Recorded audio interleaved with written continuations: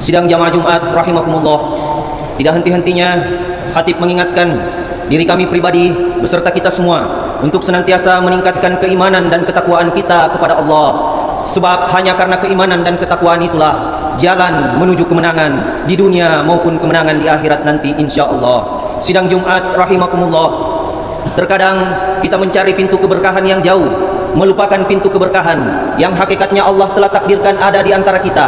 Siapa dan bagaimana kita bisa meraih keberkahan itu?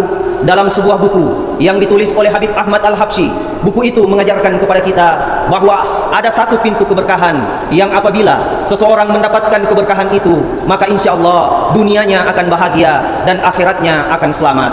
Apa itu? Al-barakah ma'a akabirukum. Kata Nabi, keberkahan akan senantiasa menghampiri hidupmu manakala masih ada seorang ayah, seorang ibu di sekitar hidupmu. Pulang dari masjid ini silahkan buktikan, kalau kita masuk ke dalam rumah sudah tidak ada sosok ayah, sudah tidak ada sosok ibu, maka rumah itu akan terasa sunyi, rumah itu akan terasa sepi, rumah itu akan terasa gersang.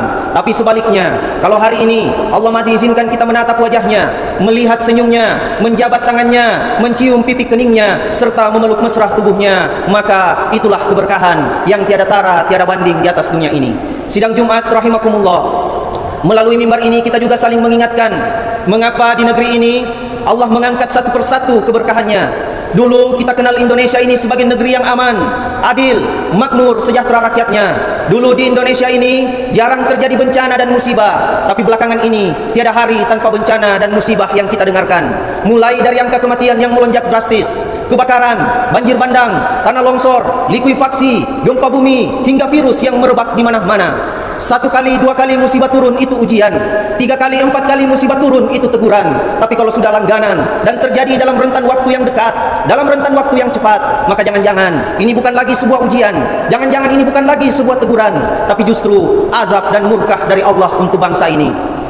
Tentu ini menjadi tanda tanya besar dalam hati. Seperti kata pepatah, tidak mungkin ada asap kalau bukan karena ada api. Tidak mungkin Allah kirimkan musibah, tidak mungkin Allah turunkan bencana kalau tidak ada dosa dan maksiat yang sudah terjadi. Pertanyaannya, dosa apa yang banyak di atas negeri ini?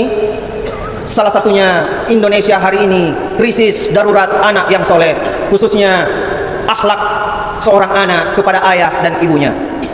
Pekan lalu di layar televisi kita menyaksikan sebuah berita bahwa ada seorang pemuda yang berusia 23 tahun.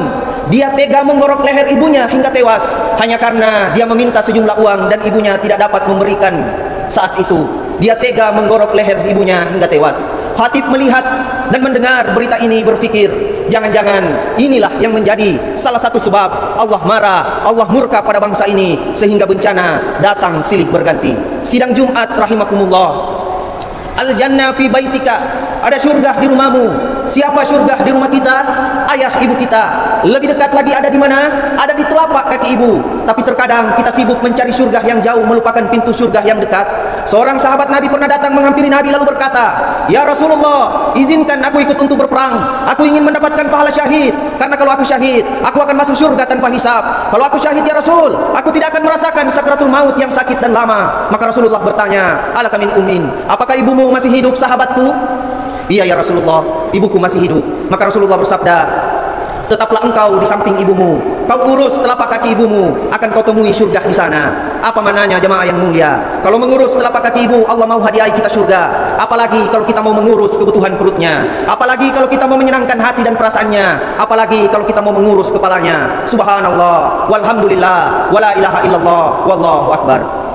Sidang Jumat rahimakumullah, ingatlah pesan Nabi, "Ana bari'um mimman lam yuhaddi haq walidi." Aku Muhammad bin Abdullah, kata Nabi, akan berlepas tangan, tidak akan peduli, tidak akan melihat, tidak akan melirik siapa yang tidak akan dipedulikan Nabi, siapa yang tidak akan dilihat oleh Nabi di hari kiamat nanti, yaitu anak yang melupakan tanggung jawabnya kepada ayah dan ibunya.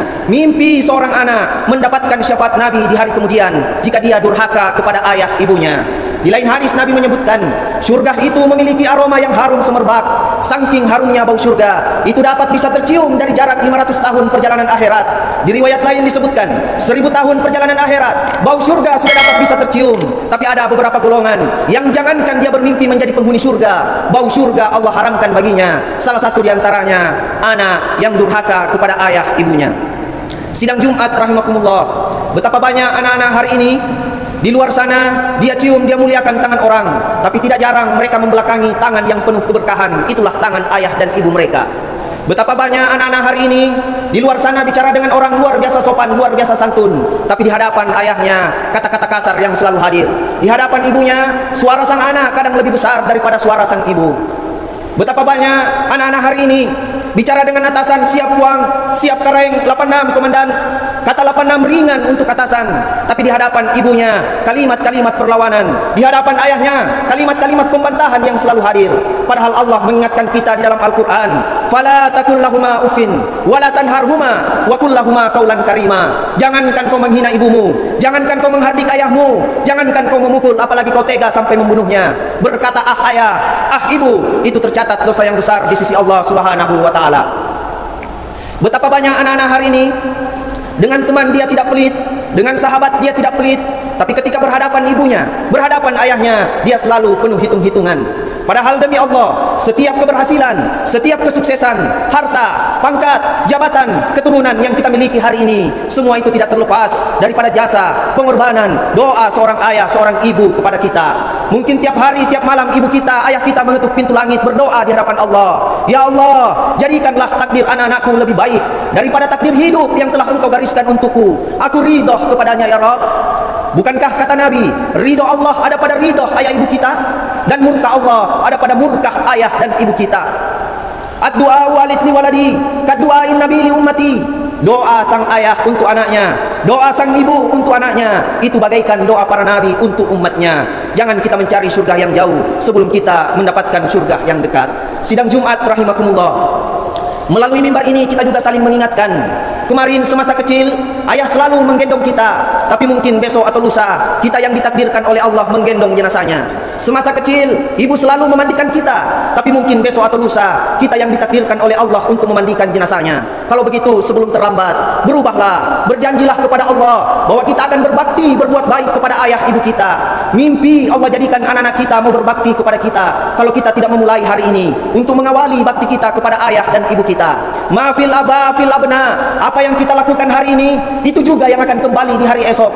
Kalau hari ini engkau lakukan kedurhakaan pada ibumu, hari ini kau lakukan kezaliman kepada ayahmu, maka kedurhakaan, kezaliman itu Allah akan hadirkan kembali melalui anak cucu keturunanmu. Tapi kalau hari ini engkau membangun kebahagiaan untuk mereka, kau buat jiwanya bahagia, kau buat perasaannya tenang, maka insya Allah Allah juga akan hadirkan dan pertemukan kita dengan anak-anak yang soleh, anak-anak yang soleha, anak-anak yang pandai berterima kasih, berbakti dan berbuat baik kepada ayah dan ibunya. Hadirin sidang Jumat rahimakumullah, seorang alim sebelum wafat dia pernah berpesan, nah, satu senyuman yang kau ukir di bibir ayah ibumu karena dia bangga pada akhlakmu, bangga pada perilakumu, maka itu akan menjadi asbab 1000 kebaikan, 1000 keselamatan, 1000 rezeki datang menghampiri hidupmu. Tapi ingatlah baik-baik nak, ingatlah baik-baik nak, satu tetes air mata ayahmu jatuh, satu tetes air mata ibumu jatuh karena mereka kecewa pada akhlakmu. Jika engkau tidak bertobat kepada Allah dan meminta maaf pada ayah ibumu, maka itu akan menjadi asbab 1000 kesulitan, 1000 kesempitan, 1000 kesusahan datang menghampiri hidupmu. Sidang Jumat rahimakumullah, seorang ayah insyaallah dapat membanting tulang mencari nafkah untuk memenuhi kebutuhan hidup 5 orang anak. Tapi 5 orang anak belum tentu ada satu yang siap mengurus seorang ayah di masa tuanya. Seorang ibu insyaallah dapat bertaruh nyawa membesarkan dan merawat 5 orang anak, tapi 5 orang anak belum tentu ada satu yang siap berbakti mengurus seorang ibu di masa tuanya. Saya teringat sebuah kisah sahabat Nabi yang bernama Abdullah bin Umar bin Khattab. Suatu ketika Abdullah bin Umar berdiri di tepi Ka'bah sambil menangis terseduh-seduh. Ternyata Abdullah bin Umar sedang memperhatikan seorang pemuda yang menggendong ibunya di lehernya. Sakit dia tahan, panas dia lawan. Dipanggillah pemuda itu. Nah, siapa wanita tua yang kau gendong di lehermu itu? Sambil terbata-bata pemuda itu menjawab, Imam, ini ibuku Imam, ibuku Imam. Mendengar jawaban itu berderai air mata sang imam lalu berkata, hebat kamu nak, hebat kamu nak.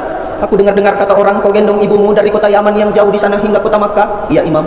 Aku lihat kulitmu sampai berdarah-darah nak karena melewati matahari yang menyengat. Betul Imam. Aku lihat kulitmu sampai terkelupas nak karena melewati padang pasir yang panas. Betul Imam. Imam, bolehkah saya bertanya, apakah dengan semua ini aku sudah bisa membayar dan mengganti jasa-jasa ibu kepadaku? Berderai air mata sang imam menjawab, wallahi nak, demi Allah nak, 1000 kali kau gendong ibumu dari kota Yaman ke kota Makkah. 1000 kali kulitmu terkelupas. 1000 kali kulitmu berdarah. 1000 kali kau gendong ibumu tawaf mengelilingi Ka'bah. Bahkan tiap hari ibumu kau gendong. Demi Allah, nak, itu tidak akan pernah mengganti dan membayar satu tetes darah yang dia keluarkan saat melahirkanmu, nak. Itu tidak akan pernah mengganti dan membayar satu teriakan sakit ibumu saat melahirkanmu, nak. Sidang Jumat rahimakumullah, kalau jihad dan pengorbanan yang sebesar itu belum juga mampu membayar dan mengganti satu saja jasa pengorbanan seorang ibu kepada kita, maka Jumat yang berbahagia ini, dengan penuh kerendahan hati, tanyakan hati kita yang paling dalam. Sudah sebaik apa, sudah sebesar apa bakti kita kepada ayah ibu kita? Jangan-jangan sampai detik ini kita hanya menjadi seorang anak yang selalu memberi beban kepada ayah ibu kita. Jangan-jangan sampai detik ini kita hanya menjadi seorang anak yang selalu menggores luka di hati ayah ibu kita. Mimpi kita mendapatkan ridho Allah, kalau ridho ayah ibu kita tidak pernah kita dapatkan. Tiap hari engkau takbir, tiap hari engkau ruku, tiap hari engkau sujud, tiap saat kau bersedekah berbuat baik di luar sana kepada banyak orang, tiap tahun bolak-balik tanah suci Makkah, haji dan umroh. Tapi ketika engkau durhaka kepada ayah ibumu, nabimu yang memastikan, jangankan kau bermimpi menjadi penghuni surga, bau surga Allah haramkan bagimu. Barakallahu li wa lakum fi kitabihil karim, wa nafani wa iyyakum bima fihi minal ayati wa dzikril hakim. Wa taqabbalallahu minni wa minkum tilawatahu innahu wal ghafurur rahim.